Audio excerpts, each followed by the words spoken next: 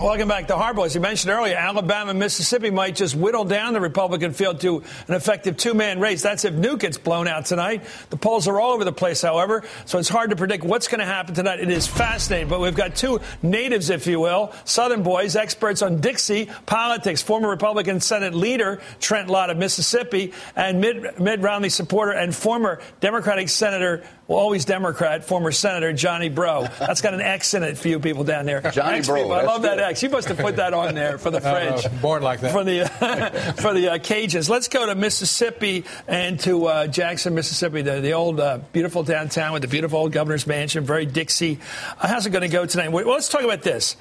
There's a pattern that's emerged here tonight. We pointed out earlier, Romney can't seem to break, whether it's his LDS religion or his northern money.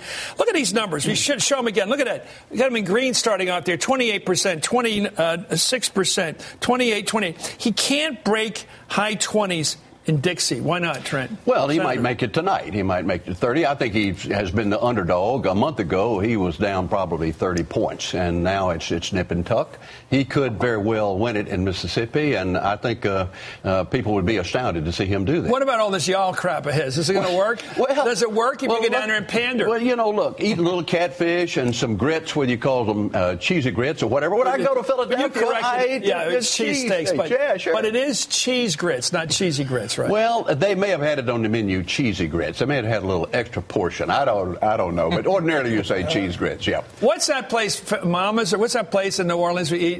Mothers. Mothers, yeah. Mothers. They don't serve cheesy grits. What is that standard? And then there's po' boys down there. And then they're great. And, if he'd go in there and eat a po' boy and eat it at Mother's, he'd be a better candidate. I think the problem, Chris, in the South is that people in the South may think that President Obama is a Muslim, but they know that Governor Romney is a Mormon, and that makes them uncomfortable. They feel that it's sort of a cult. It's not a real Christian religion. And he can say cheesy grits and y'all all he wants, but that's the basic problem. Why don't they tell that to pollsters? Because they don't. The polling is showing these guys very even. Let's take a look. You know who said this? The governor of Alabama. Here he is yesterday on Fox TV. He said, he didn't endorse anybody, but he voted for Santorum today. He responded to that question about whether Mitt Romney's Mormon faith might play a role in the primary today. Let's listen. Do you think Mitt Romney's religion will be an issue in your state, Governor? Well, I think that's a very subtle issue that probably may be a problem in many states, not just in Alabama. But I do believe that Republicans are looking to see who can win the presidency, and they're going to look at that more than anything else. And he was right about that, Chris. Look, I thought we put your faith aside back with Kennedy when we said, look, we're not going to determine how we vote for a man or woman based on their religion. And Mississippi is going to show tonight that we've risen above that. We want to know who's going to do something about their economy and energy policy. Let's look at some numbers out of Mississippi and Alabama. We got fresh numbers there, Senator. Let's take a look at this one on evolution. Now, this is just cultural, and I can understand why people would answer the way they do. I think Alabama, do you believe in evolution? Just 26% say yes. 60 say no. In Mississippi, only 22, 1 in 5 say yes, 66 say no. So that's cultural. And it's the Bible is, of course, the fundamentalist reading of the Bible, the literal interpretation of the Bible, that this planet's only 5,000 years old. Why do people answer that when they know all about anthropology, they know about the bones, they know about the elephants, they know about we're not going to get a discussion here today about evolution. Well, we believe in the Bible, we believe in God in Mississippi, but also we want to know who's going to be president, who's going to do something about governing and the economy.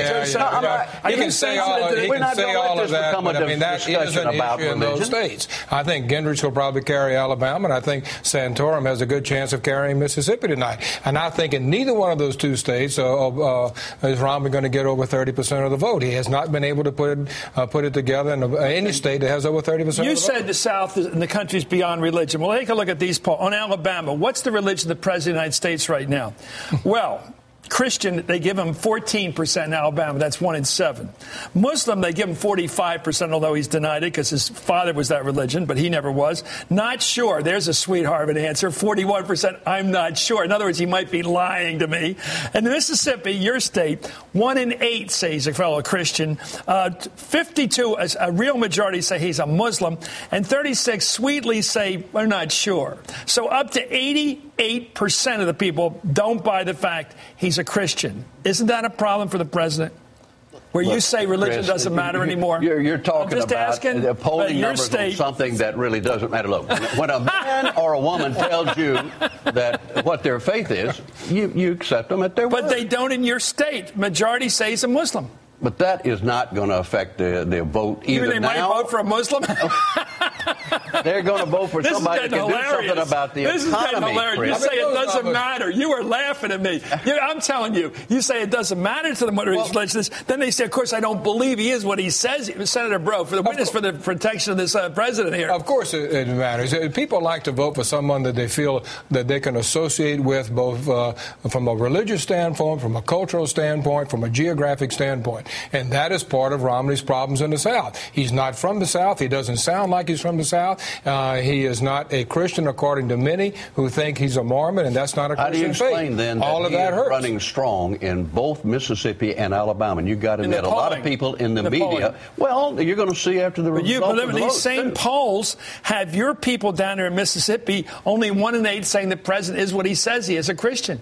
But you don't believe that poll. You gave me trouble when I mentioned the evolution poll that shows you people don't really believe in science down there. 66% don't believe in science. You say, don't listen to that poll. But when it comes to talking about your candidate mid-round, believe every number. Now, look, well, which poll should we believe here? Think about what we're doing here. Which we're part talking of this about paper a don't you president like? of the United States. And you were talking about poll numbers on evolution. Instead of talking about the economy, the fact that we don't have an energy policy, what are we going to do about the price of gasoline? That's what we want to be talking about. But that's not what they're talking about in the campaign. That's not what the campaign's talking about down there. They're having to address those cultural issues right across the board throughout the South. Now, having said that, those states are not going to vote for the Democratic President Obama in the November elections. That's a given. The question is who the nominee is going to be. I think it's going to go on for several more months, and I think the Republicans made a big mistake in dragging it out as long as they have. What's it going to be like in Tampa? My question, I haven't asked it in a couple months, so I'll ask it again. It's going to be 100 degrees. We're going to real summer because we're getting springtime here in winter, so we're going to have a real summer this summer.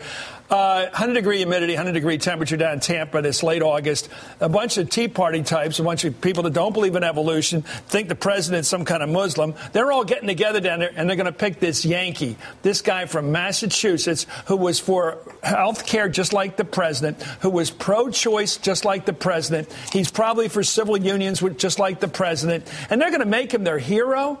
How's that going to work? First of all, Chris, we are part of the country now. Yeah, we like being a part of the union. Now we're getting regional. We're going to nominate Mitt Romney to be president of the United States. We're going to have a great convention. But we're going to all come together because we're going to keep the goal that really matters in mind, and that is who is our best candidate to defeat Barack Obama, and that is Mitt Romney. So you don't care if the guy that fixes your computer is over in Bangladesh somewhere, as long as he can fix the computer, right?